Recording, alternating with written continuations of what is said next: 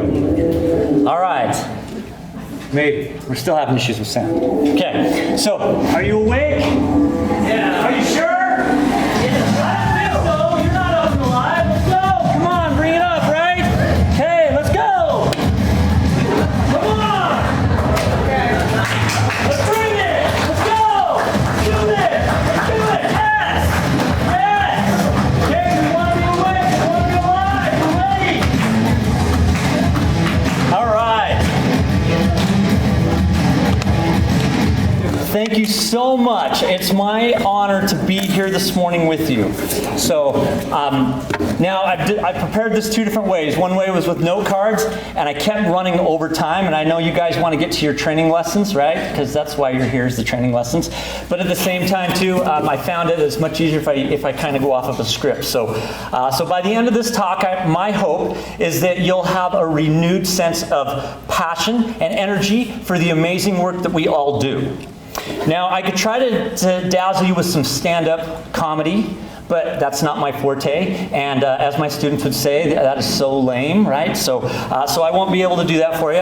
Or I could go the opposite way. I went to this national conference over in Denver back in October, and they filled us with a lot of data points and a lot of different things like that. So I could bore you to death as well, but that's not who I am. So my wife, when I was looking at preparing this, I asked my wife, well, how should I do this? How should I prepare this? And she gave me some great advice.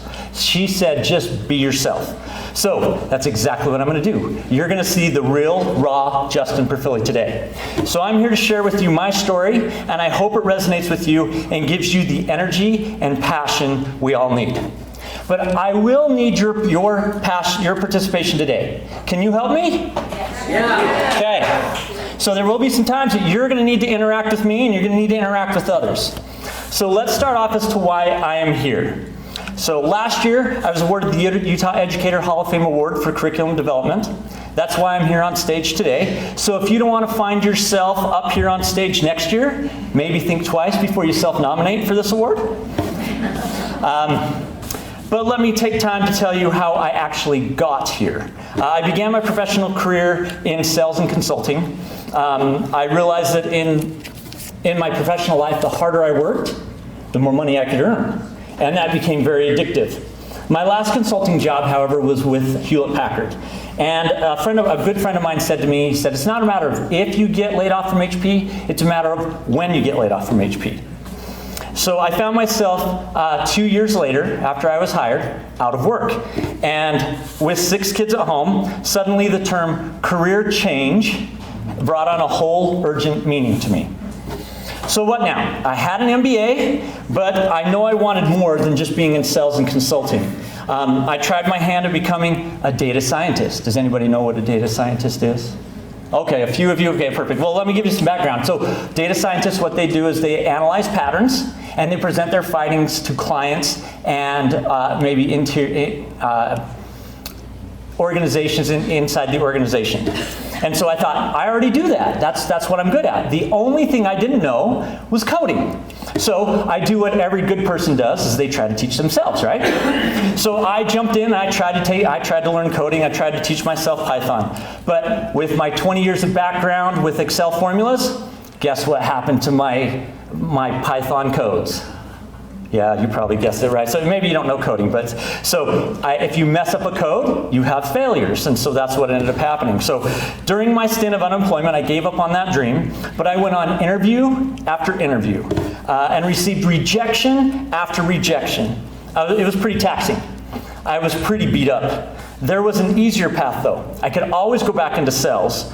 But mentally, I just couldn't do that because their mentality in sales is enough is never enough. And so I wanted to change my direction, change my path in life.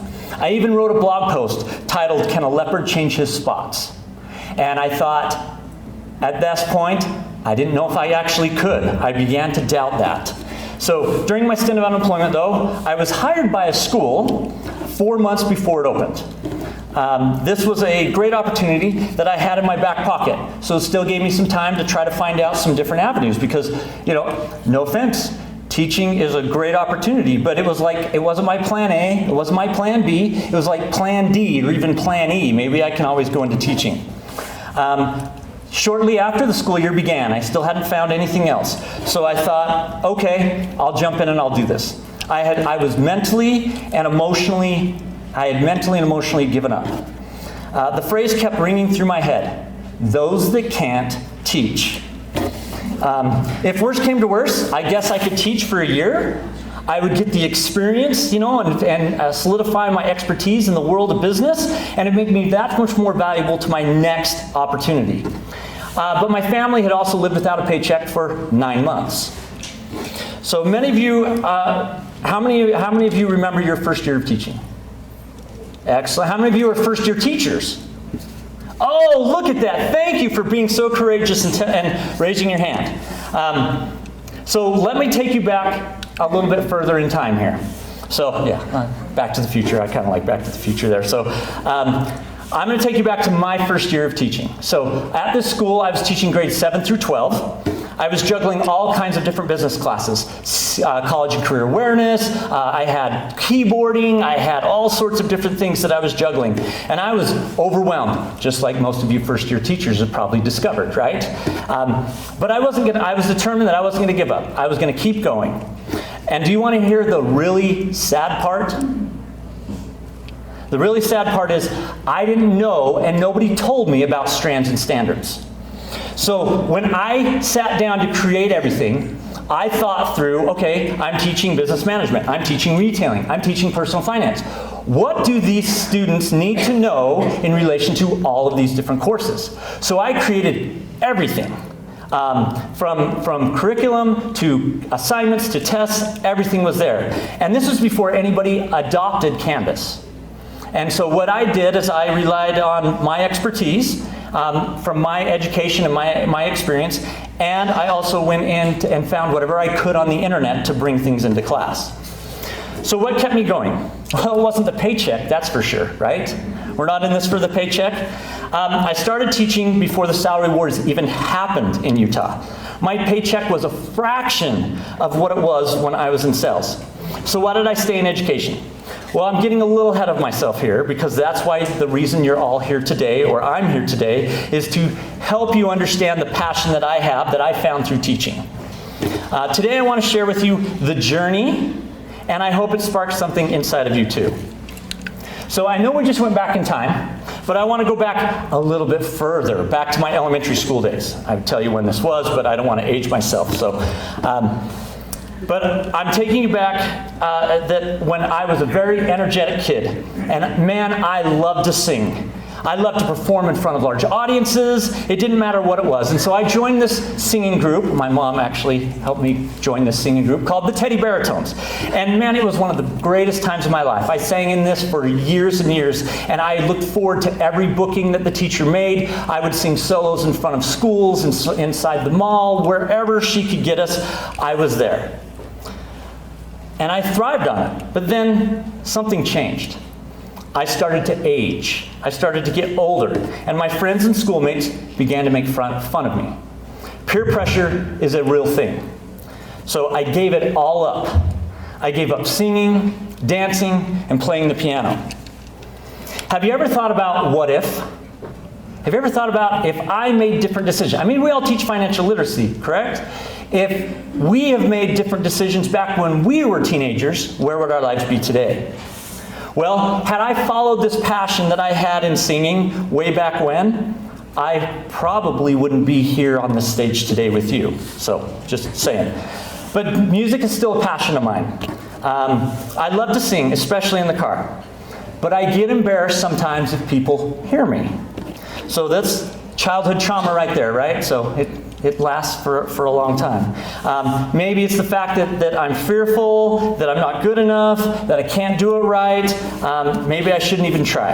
Have you ever felt that way? That you should just give up? That things just aren't going your way? So I have prepared a solo for you. Now, I haven't sung in 30 years, though. So it's been so long that I don't know. Do you want me to sing for you? Okay. So I will prepare this for you. Now, I prepared the words on the with the music as well. So I wrote the words, but the music actually comes from a lady off of the internet. Her name is Lana Jordan. So I am going to, I had this memorized this morning, so we'll see if I can still do it. But you can follow along with the words. Maybe. Hopefully it works. There we go. A little bit of technical difficulties there. There we go. I'm going to step away from the mic.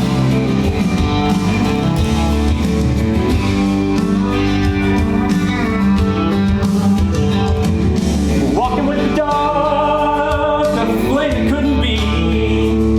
My heart was an echo, lost inside of me. Found a light within, been waiting too long. Hid beneath all the doubt, steady and strong. You don't need the world to believe. One good spark and then you'll be free.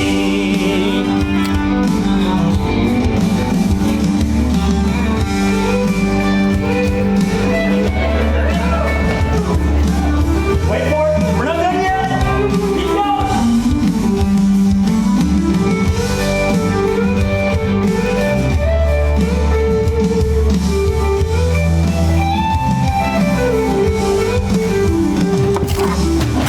The first line inside you, it ain't waiting for applause. Forever lit now, burning for a cause. Turn down your fuel, begin to feel alive. It's not just in me, it's your fire inside.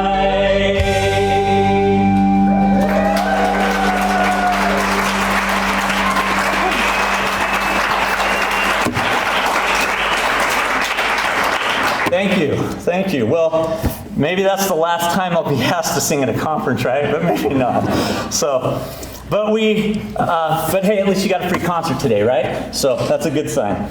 What I didn't realize back then was my passion for performing was part of who I was. It provided me with energy, and passion is what lights us up. It drives us to take action. We all have passion, some of which we suppress, just like I did for all those many years.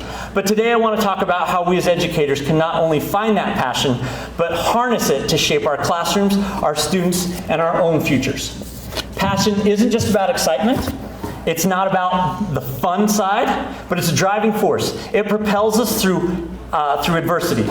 When you have passion for something, it doesn't feel like work. I don't feel like I work at all when I go to my classroom. Now, grading, that's work. But when I'm instructing and we're having fun in the classroom, my passion is what drives us. So it's something that fuels you even when you're tired and frustrated. So raise your hand if you've ever had a day when you just didn't feel motivated to teach or teach financial literacy. Be honest, yeah, it's okay, all right. So I hear this all the time from students. Financial literacy is so boring. Do you hear that? Do you ever hear that? Oh my gosh, this class is so boring. Why do we have to do it? But if we're not motivated to teach it, how do we expect our students to be excited about it?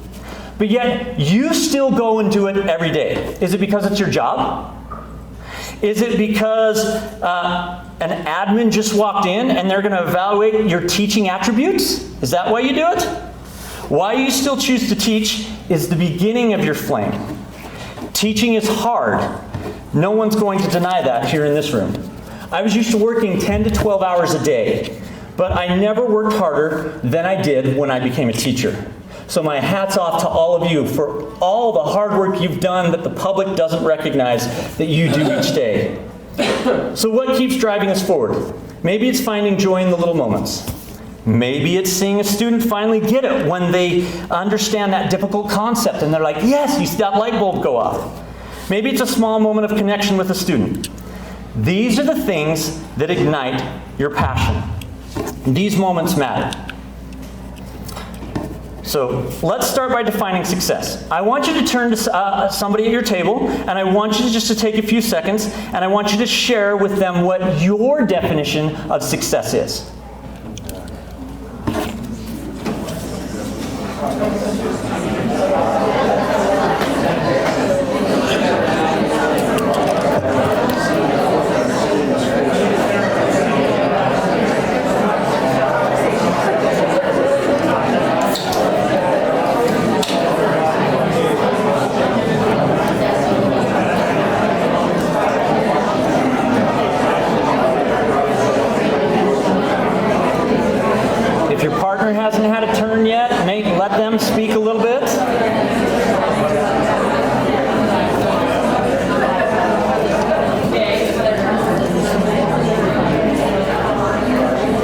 don't be shy. Make sure you're sharing, right? I know these events, you're like, I want to stick to myself. I get it, I've been there.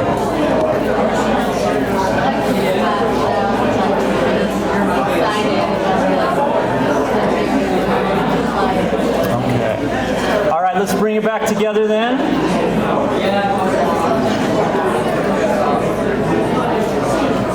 So did you get two different definitions? No, you got the same definition? That's fantastic if you got the same definition. But let's talk about what the dictionary says the definition is of success. The accomplishment of an aim or purpose. So my value of success in my life was defined by the world. The accomplishment of an aim or purpose was to the things money could buy. The nice car, the big house with the pool in the backyard, being the owner of a company or a vice president somewhere. But I digress. We already addressed this part of my life. I needed to redefine success because the world's definition was so unfulfilling. And it created an atmosphere of never enough mentality. So today I want to take you on a road trip. And this road trip's going to help us get to creating passion. Not just create it, but sustain it through your life. We'll need to refuel and refill along the way. So these are going to be our stops. We're going to stop off at emotion.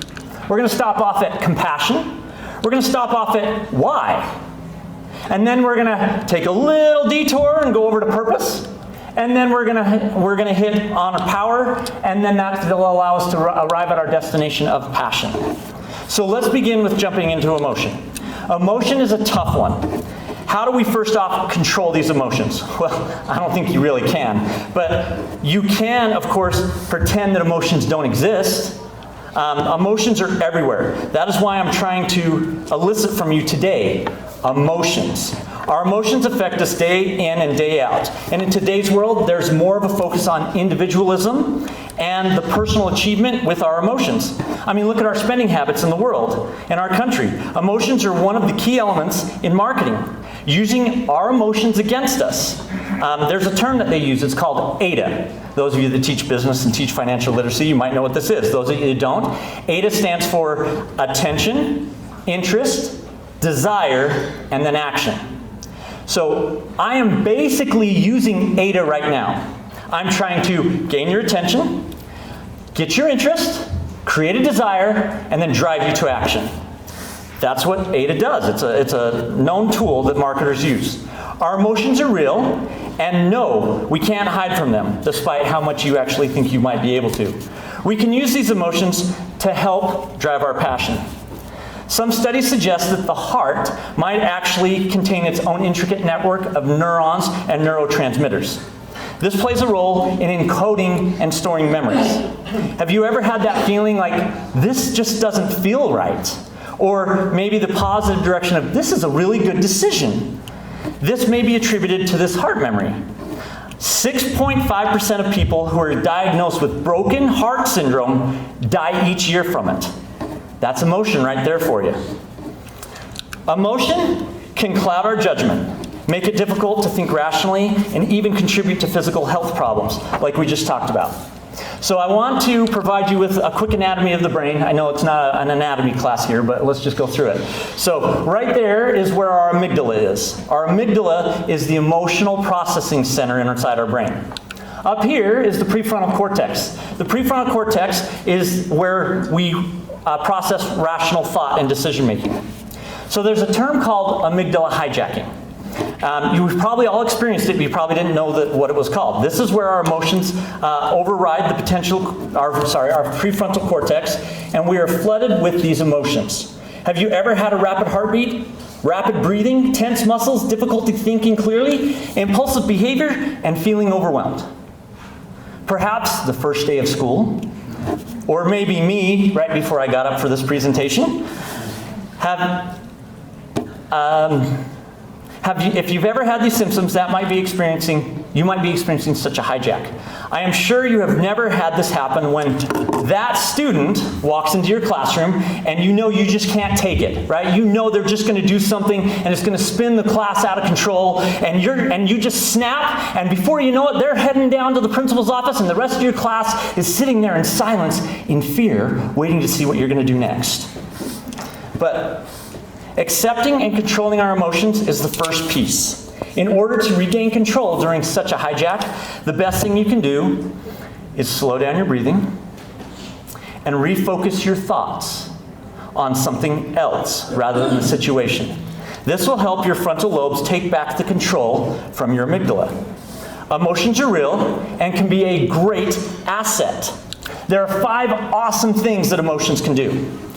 They provide emotional intelligence. They can develop social connection and understanding, where we can build relationships. They can drive us to be motivated and cause action. It can also help with personal growth and resilience in the face of challenges. It can also help us communicate more clearly and effectively with our needs and desires to others. So to recap, emotion's good. Amygdala hijacking, that's bad. We want to avoid that. So let's go to our next stop. Our next stop is compassion. Compassion stems from these emotions. Now, you'll notice in the word, if I can click on it, there we go, that passion is actually inside the word compassion. So we base our decisions on emotions or our rational brain. The student's behavior is directly affected by their emotions because their brains aren't fully developed yet until they're age 25. Emotions are processed 200 to 5,000 times faster than rational thought. So I want to discuss 2 parts of compassion here. The first one is compassion for others, and the second one is compassion for ourselves. Let's begin with talking about compassion for ourselves. So, for those of you that are perfect, I want you to raise your hand. No one? No? Okay, what if you're almost perfect? Oh, come on. I can't be the only one who's almost perfect. No, look, I'm serious. Do you see the first 4 letters? P-E-R-F? P-E-R-F? I am almost perfect! I know. All right, okay, so don't worry, that's kind of a lame joke. My students can usually give me the same reaction, so anyways, let's get back on track there. So we're not talking about perfection, but we need to develop compassion for ourselves because we need to provide ourselves with grace, because we're not perfect. Neither should we expect to be perfect, even though when your admin comes in to evaluate you, they're looking for perfection, but you just have to own who you are. All we can do is try our best each day. Some days are better than others. Does every lesson go perfectly for you? Does every conversation end with everybody having the best feelings? No. But providing ourselves with compassion, it allows us to begin to practice empathy, not just towards others, but towards ourselves. There's an experiment that I used to do in my business communications class. What I would do is I'd ask the students to go ahead and close their eyes and put their heads down, and then I would ask them a series of emotional related questions. And if they agreed with the question, like, have you ever felt scared? Have you ever felt happy? Have you ever felt afraid? Have you ever felt sad? I'd have them raise their hand. And so I would tally up how many hands were raised at the end, and then we would talk about how many students actually raised their hands. So how many hands do you think were raised with each question? All of them, yeah, almost all, except for the kid in the back that doesn't really want to be paid attention to, and he's got his head down because now you gave him permission to sleep, right? So, yeah, most of them. We then discuss from all the different students, we talk about, I ask them if they want to share a specific memory that brought about that emotion. When they raised their hand, there was a memory that was triggered. And so we have one student say, yeah, this is when I felt happy. And I have another student say, this is when I felt happy. And so we start to connect. Even though the students start feeling they have the same emotion, they had different responses that triggered that emotion. So it allows the students inside this classroom to be able to start to recognize that we're all the same, we're just at a different pace, a different step in life. This is where compassion can come into play for our students. I get it, sometimes you get the students that just gets under your skin, but I promise if you begin to see them as someone with their own struggles, you might be able to practice compassion for them. Now, I'm not saying that you excuse their behavior, right? If that student's up there and dancing on top of the desk, you don't excuse that. You should address that, of course. And so we shouldn't dismiss that. But you can create a space for all your students to feel a little more safe and welcome. This is what I strive for in my classroom. This might change the way you interact not just with your students, but with others in our lives. So let's move on to our next step. This would be the why. The why. Have you ever really thought about why you do some of the things you do? We have over 65,000 thoughts a day. That's a lot of thoughts. Some of you are probably having thoughts right now like, oh my gosh, how did this guy get to become the keynote speaker? And maybe I should just walk out. Well, I want you to think about the other thoughts, not those thoughts, that are impacting your life. I want you to try an experiment. I want you to take a look at the image on the screen in just a minute and turn to a partner and describe to them what you see. Turn to somebody and describe to them what you see.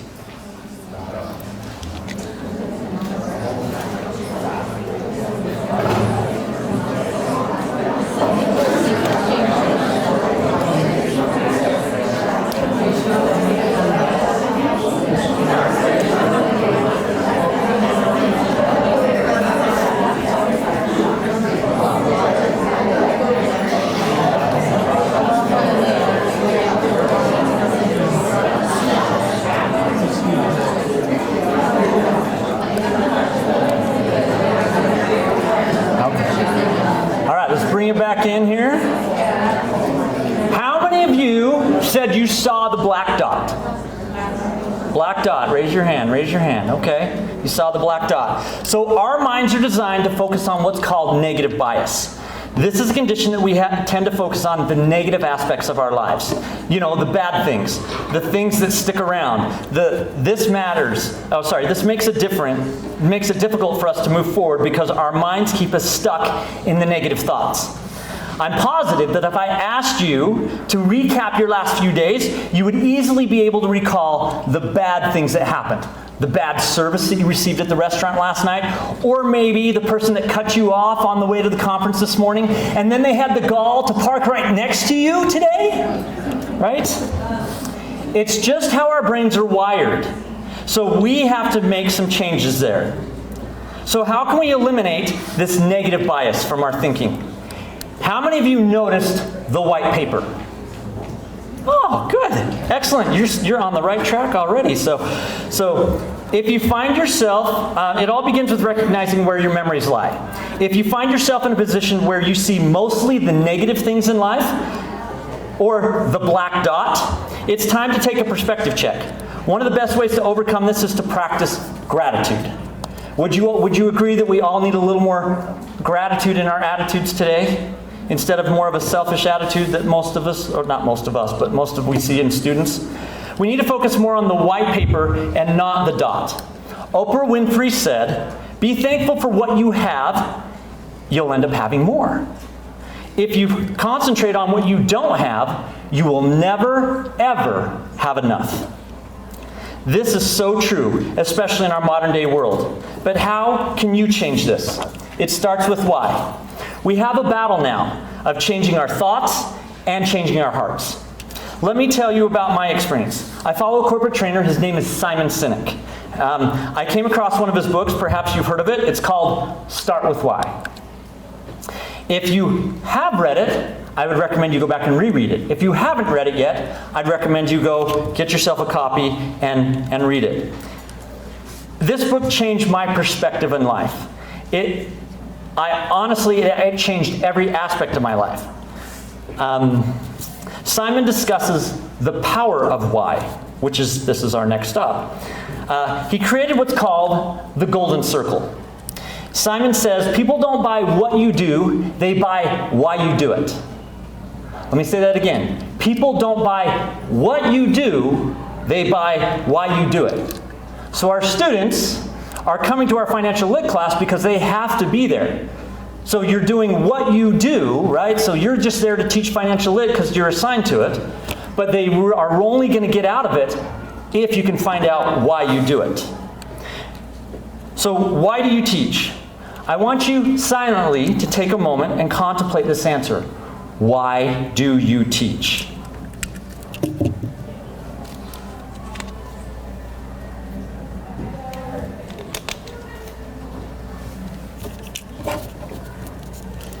Okay.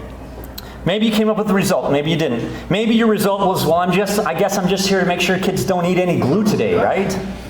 I guess we don't have any elementary school teachers, so yeah, that doesn't land too well, right? So, high schoolers eat it. Okay, all right. Then we got to get the glue out of the classroom, right? So,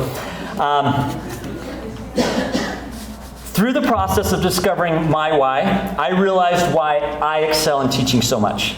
My why, I discovered, is to empower others with knowledge and truth so that they are inspired to change their world. This took about 2 years to uncover for me and to develop. It all began to make sense to me now. This is why I love teaching so much. So let's move to the purpose. Now, when I was creating this pit stop, I was thinking, purpose and why, they're kind of the same thing, right? I mean, go ahead, look it up in the thesaurus. The why is a synonym for purpose. No, it's not actually, so don't do that because then you'll make me a liar. So, but it's not directly. But some of the words are very similar there, purpose and why.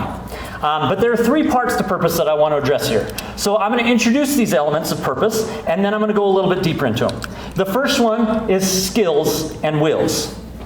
So skills and wills, we need to pay attention to this one. These are the things that you're good at, as well as the things that you enjoy doing. Balance is important with this one. Without balance, burnout occurs. This element of skills and wills, it sounds very familiar to what we do if you're familiar with the U Science. U Science, our students take tests to find out what they're good at and what they would like to do. So here's our skills and wills. This ends up equaling your potential. Potential is what you can really achieve if you find that almost perfect balance between the two. Let's move to the next one. The next one is turning struggle into strength. This is recognizing what we struggle with. Nobody's life is exactly the same, nor are they perfect, despite what some of your social media accounts tend to lead us to believe. We can get wrapped up in this victim mentality very easily if we focus too much on our struggles. We may even adopt the thought that the world is just against us. This becomes a spiral downwards, removing responsibility and accountability for our own actions and the outcome of our own individual lives. Our struggles are there to help us grow and improve. The last element needed for purpose is imagination. Imagination can create a wonderful fantasy world in which you can thrive. In fact, this fantasy world sometimes is even better than our real lives. Hence the obsession with social media with our students. But the imagination I'm alluding to is more than just this fantasy world. It's thinking outside the box. So let's dive into each of this purpose a little bit deeper. So let's go skills and wills. I want you to turn to your neighbor and each take about 30 seconds to discuss some of the things you're good at. Your skills. Go ahead, tell them. I don't want you to be humble. This isn't the time. Be very bold. Like, this is what I'm good at. Let them know.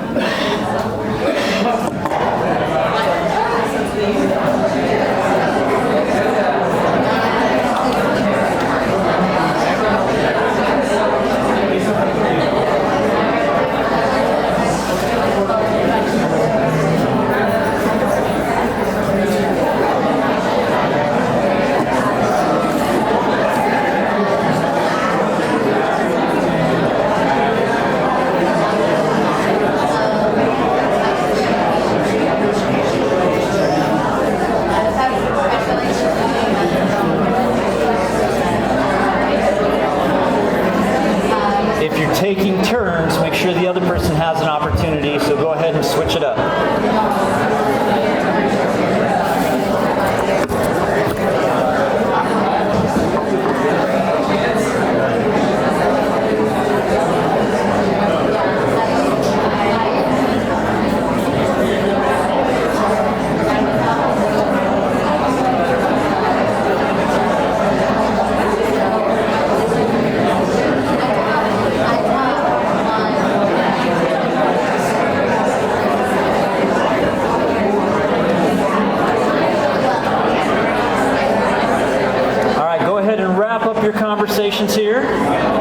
you do it again on something else. So.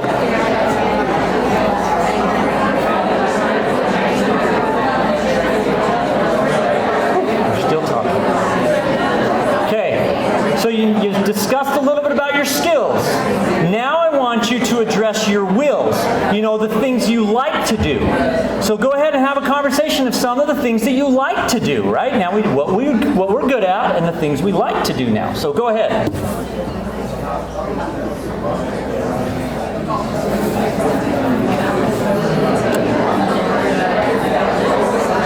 Wills. We're talking about the things you like to do.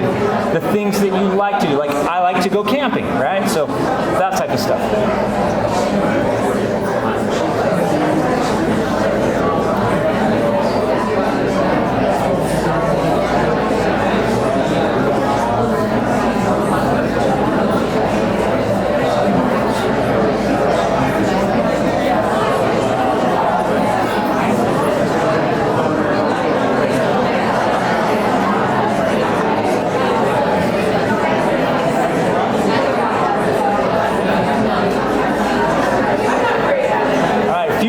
And then start bringing it back together.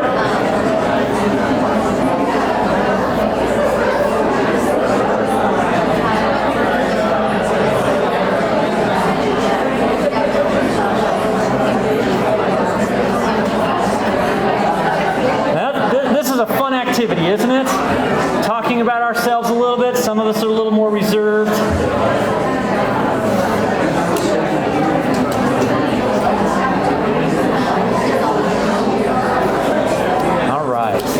Well, if you can wrap up those conversations in 3, 2, 1. Excellent. I hope you learned a little bit about your neighbor, and more importantly about yourself today. Because we're going to come back to these elements here in just a little bit. I have discovered that I have a lot of skills. And one of the great skills that I have is I have a knack for innovating on someone else's idea. So who remembers what skills and wills can become? It was back on the last slide. It says skills and wills equals potential. Yes, unleashing our potential. That's exactly what we want. I want to introduce you to something that I'm sure you're all really familiar with, right? It used to be in the old strands and standards. Now they just refer to it as goals. Does that look familiar? Yeah, we all know what SMART goals are, right? So, but if you were to ask anybody outside this room if they could tell you what SMART stood for on SMART goals, what do you think their response would be? They'd probably struggle a little bit. They might get 1 or 2, right? So, but this is a concept that's been around for years. So, does it really matter what SMART stands for? It does when in regards to writing goals. So what I do is I've actually innovated on this, and so I thought about how this can become more of a natural event, writing goals, as a lesson in my classroom. Because of time, I won't get into the nuts and bolts of the lesson I walk through, but I will share with you that what I do have the students focus on is something that our elementary educators taught them, the 5 W's and the how. How many of us can remember what the 5 W's stand for? Everybody can, right? And so I teach my students that if they write a goal using the 5 W's and the how, they will write an effective SMART goal every time. So I just didn't innovate on that, but we usually spend about a day, an entire day, an 85-minute lesson on goals. This is the reason that we spend so much time on this is because we don't just talk about what a goal means. We talk about the ins and outs, the myths, the reason that people don't write goals, the people that people don't achieve their goals. And so writing effective goals can actually be a powerful purpose in our students' lives. So I innovated on the SMART goal system. So before I tell you about my innovation outside of the who, what, where, when, why, and let me ask you a question. If you were seriously sick or injured, where would you go? Well, they call it what at the hospital? The ER! The ER! Correct, the ER. And we go to the ER. Why do we go to the ER? It's an emergency. It's an emergency, right? You might need life-sustaining elements that only the hospital can provide you so you don't die. So I created something that's called the SMARTer goal system. So now what this is it's the ER for your goals. The E stands for evaluate.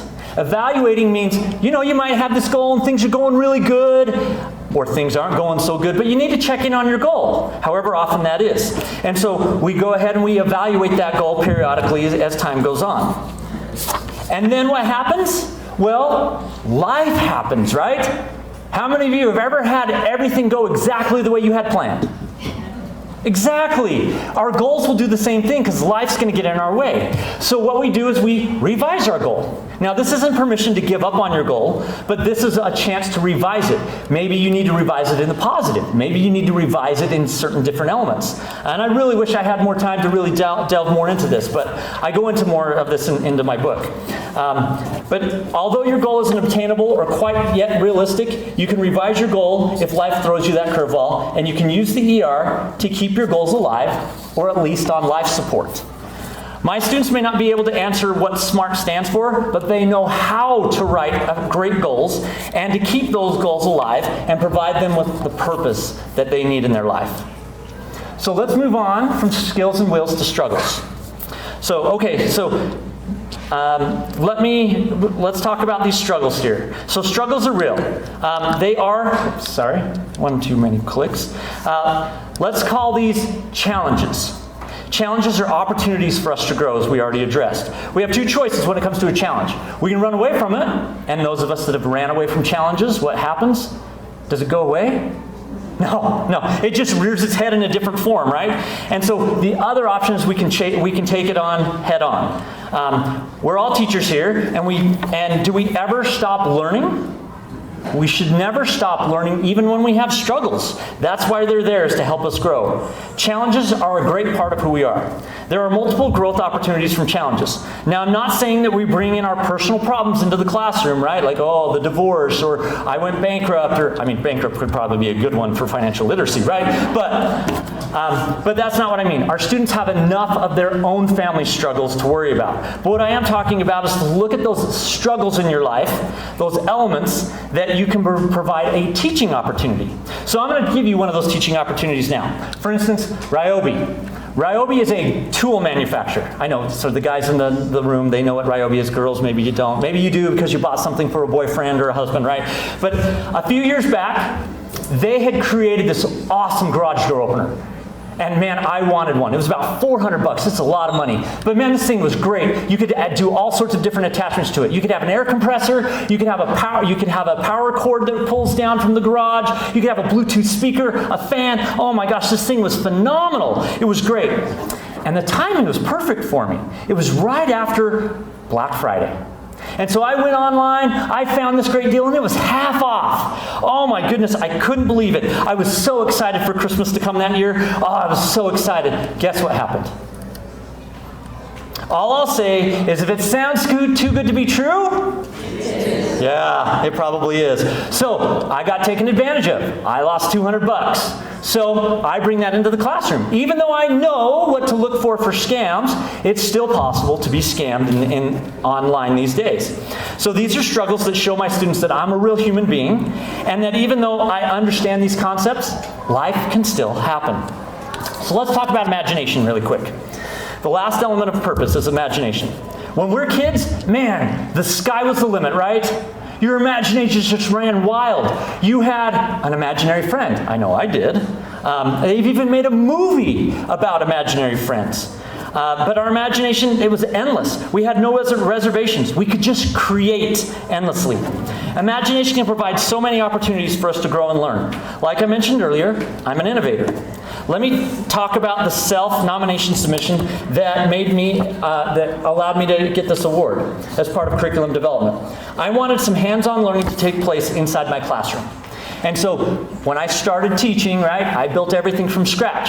And I thought, man, it would be really ideal if I could create something for all these classes where I could the students would be able to have these hands-on tools to be able to practice all these elements. Well, number one, I didn't have time. And number two, I was a teacher, so I didn't have any resources to be able to build something and pay somebody to do something. So my second year of teaching, I started looking outside. In 2017, I found an element called virtual business. So virtual business, let me explain what they are. They have 9 different simulations. So they have fashion, sports and entertainment marketing, entrepreneurship, retailing, accounting. I mean, this was great for a business teacher. I had a lot of things. Didn't mean I gave up what I did, it just supplemented what I already had. And so the best one of all was personal finance.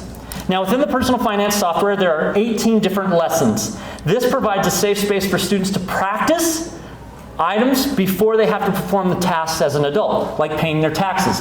I know you might have them fill out a tax form, but in the simulation, they're able to go through and do multiple years of tax forms and look at their W-2s and all sorts of different things. I know the boring stuff of life, taxes, right? So, but what you see on the screen, maybe, my screen just went blank, there it goes. Okay, is they have reading parts to it, where the students can do a little bit of reading, a little bit of learning. There's also, if you want to, you can give them a reading quiz. And if you really want to challenge them, give them a math quiz. Right? Because how many of your students complain about math? Yeah, so I don't do the math quizzes, but we talk about some of the math, because it's kind of fun. I'll keep going here. So the final project that's involved with this software is that they have to live a real simulated life, where they have to make choices about increasing their skills to obtain a better paying job, investing, paying their taxes, and the end goal is to have a net worth of over $350,000. It provides more of a video game experience, so it really resonates well with the students. And the feedback from students is overwhelmingly positive for my classroom. And I've used this software for 8 years. Using your imagination doesn't just mean creating something yourself. It may just mean finding what other people are doing and adapting it to bring more purpose to your teaching. Isn't that why you're all here at the conference anyways, is to find some different elements to help us provide our students with better opportunities to learn and grow? Now I want to take a moment to share something that really connects with my purpose and my journey. 3 years ago, I had a heart attack and died. Just for a minute, I was on the table, but this propelled my purpose as to my why and what I needed to still accomplish. I wrote a book titled Blind Spot, A Beginner's Guide to Money, Mindset, and Motivation. This book is about recognizing and overcoming our blind spots, those hidden habits, beliefs, and patterns that often hold us back financially. I actually wrote this because as I was teaching financial literacy, I realized these students are taking this class as juniors, and by the time they get to use this stuff, it's 4 or 5 years down the road. How many of us remember stuff from 5 years ago that we learned and took a couple of hours to learn?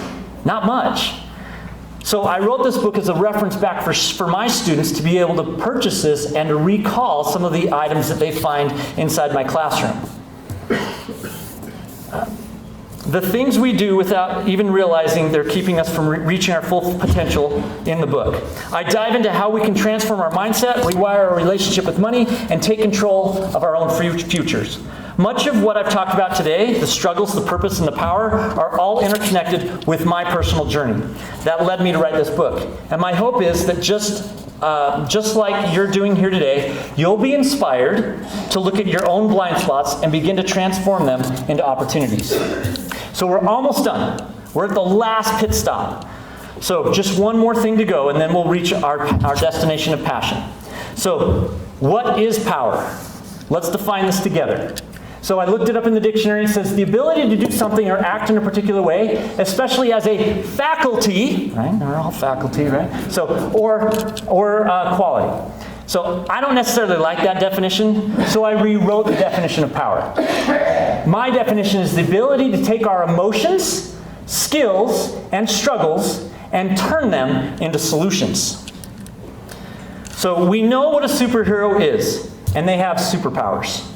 Superheroes are ordinary people doing extraordinary things. You each have your own superpowers. You don't believe me? You discovered what they were when you turned to your neighbor and found out what you're good at. Those are your skills and your wills. Power is leveling up those skills by using your strength to boost others. Think about the superhero stories. Right? When they start off, they begin very timid and shy, and then they practice using their skills. Then their will drives them to do better, consistently drives them to do more, learn more, and ultimately they become a full-blown superhero. This is you every day. You can't just teach, but you have to practice learning how to use those skills in new ways. And then you can become one of the greats. Now, I have a little bit of something for you. Well, for me, but maybe it'll work for you. Maybe. There we go. All right. So I got this because I wanted to have a cape today. Because I wanted to show you that we can all be superheroes. So you don't need a cape to be a superhero, to teach, or to practice, but learning to use those skills will definitely allow you to continue to grow. I mean, let's be honest. I would probably really wear this if I could actually fly, right? I mean, it looks really good. My students probably make a lot of fun of me, but that's okay. So I'm going to wear this just for right now. But you each have a superhero card. If you didn't, you can come grab one after the presentation. So those superhero cards that I passed out, some of these cards have character, individual strengths and weaknesses, just like us. So I'm just going to take a minute to explain what each one represents, because some of you might have different cards. Superheroes. These are individuals who have honed their skills and put themselves on the line each day to assist others to become their best selves. Ooh, that sounds like that could be us. Supervillains. These are individuals who have honed their skills and developed their power, but they seek other ambitions, but still with the potential to be amazing. Rookies. These are individuals who are just starting out, discovering their skills, and are in the process of honing them to help others. Cosmic beings. These are entities that have some level of omnipotence, cosmic awareness, or universal significance.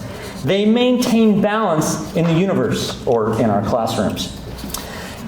Teams. These are groups that recognize that they're powerful, but as a team, they can achieve even greater outcomes by offsetting their weaknesses with others' struggles.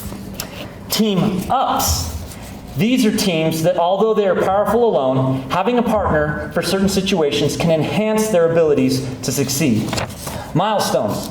These are some sort of life-altering event that transpired that propelled the individual to enhance who they already were. And finally, origins. We all have a story, where and how we started out. This is what I shared with you today. Honestly, I can see parts of myself in all 8 types of these cards.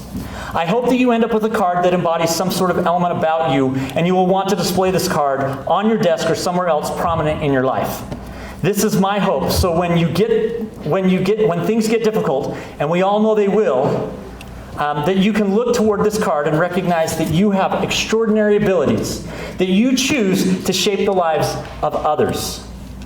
It is my hope that we'll use the powers wisely to engage our students in our classrooms, where even the most common lesson that you plan can be fueled with your passion and turn it into an extraordinary experience for our students. Maya Angelou said, "People will forget what you said. You're going to forget what I said today. People will forget what you did. You might forget what I did today. But people will never forget how you made them feel." I don't know, hopefully I made you feel a little good. So keep that in mind. Remember the why. People don't buy what you do, they buy why you do it. So to recap, we've made it to passion. We take our emotions and we add to it our purpose. Remember those skills, struggles, and imaginations? When we harness our emotions, apply our struggles, sprinkle in some skills, and a dash of imagination, you get power. You can create a powerful tool that can transform your classroom, your learning, and your life. We use power to level up our skills. We take our power, we multiply it by our why, and that provides us with passion. This is an unstoppable force that will alter your forever future. This passion is your fuel, and it's limitless what you can achieve. I've taken all these elements and I created my own path in life. I love what I do, and I only wish I could even do more to influence others to make personal finance their passion. As I wrap up, I just want to remind you that you have the power to change the world, one student at a time. And if you're looking for more ways to unlock your potential and transform your purpose, I'd love if you check out my book, Blind Spot. I believe personal finance is more than just budgets. It's about money, mindset, and motivation. We can't change our past, but we can alter our futures. The choice is yours. How will you use your passions to shape your future and your students' futures? Thank you so much for being here today. Keep using your superpowers, keep making a difference, and remember, you don't need a cape to be a superhero, but if you find one, feel free. It can only make your day go better.